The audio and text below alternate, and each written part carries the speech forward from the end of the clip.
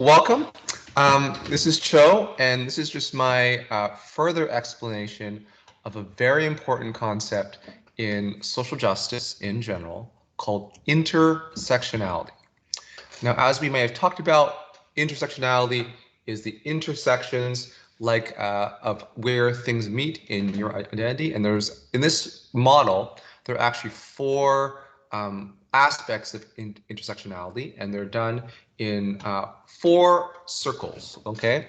So this one over here, the first circle here is the unique circumstances of power, privilege, and identity, which are specific to your particular life, like things that aren't a part of a bigger theme, but are very specific to you. So, for example, maybe yesterday, very sad example. Maybe you have a puppy and your puppy died. Okay, that is something which is not something that happens to all teenagers, but is specific to you as a teenager, and as a result, your mental health is not so great, and you don't listen in my class the same way. That's a unique circumstance, and there are all sorts of things that might be more unique circumstances. They could be like you've lost your job, you're dealing with a specific health problem that's kind of specific to you.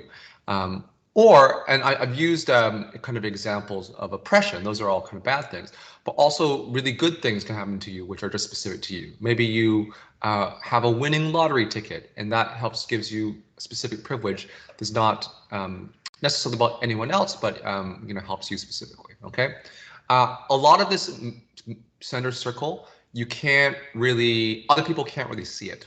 Yeah, it's sometimes it's hidden, and it's very specific to you. That's part of it. The second circle here are examples of identity. Okay, so this is what we talked about on Monday, probably, is things like, oh, how do you identify? Some people identify, oh, I'm a male person, right? I'm what we call a cis person, which is a non-trans person. I'm a teenager versus being an old man. There's lots of different ones you can see here. If you have a learning disability or a physical disability, you're blind, that becomes a part of your identity.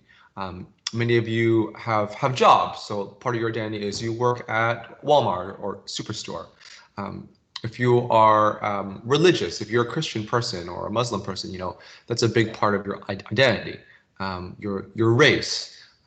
Most of us are Canadian citizens. That's a part of our identity which is different if you're, say, a Chinese citizen or a Angolan citizen.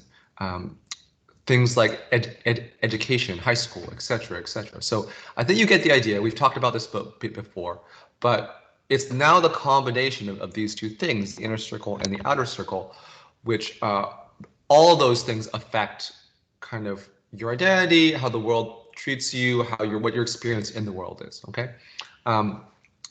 Now, this outer circle here is actually the important thing, because this outer circle here, a lot of isms, is the broader systems of oppression and privilege that make the inner circle, that really make things happen in the inner circle for better or for worse. Okay, so for example, being Black in Canada or the US doesn't by itself give you a disadvantage. Like, being Black is just like, you're Black, some people are white, whatever.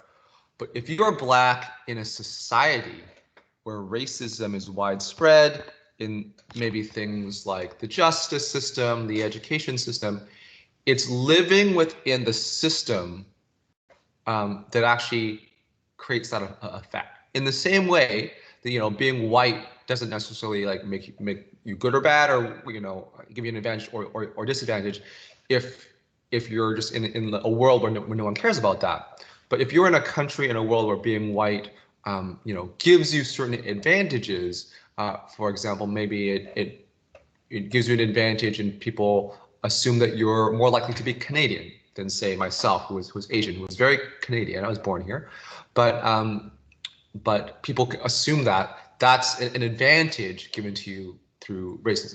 right? So you have a bunch of different kind of isms here. We have ableism. Ableism is being able-bodied, able-minded. If you're like an athletic person, you know, that advantages you. If you are blind, it disadvantages you. We got race, we got general discrimination, we got heterosexism, which is just when when advantages are given to straight people, basically, versus people who are LGBTQ. Sexism is where people, you know, give you advantage or disadvantage based on your gender. So like being a male or a female doesn't really do anything for or against unless you're in a society that that that causes those things. Classism is about money, okay, having money, not having money.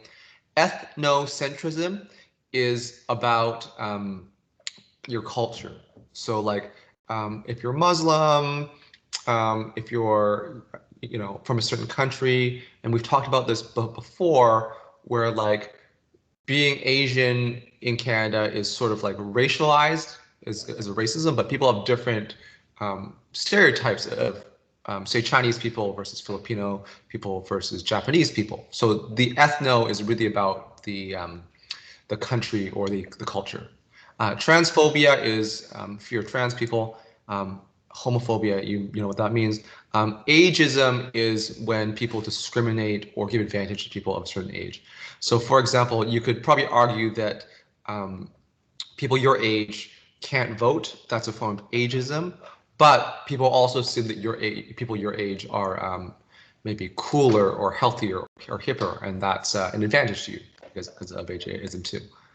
And the last circle here is kind of like the bigger goings on in the world, which influence all the inner circles. Okay, so you got things like law systems, but things like the legal system here. You know, when the legal system is combined with racism, and through that lens, you know, you have a certain race, then these are the things that really affect you with advantage or disadvantage. So a lot of these things are systems or things bigger than ourselves. We have the legal system. The economy is also a system.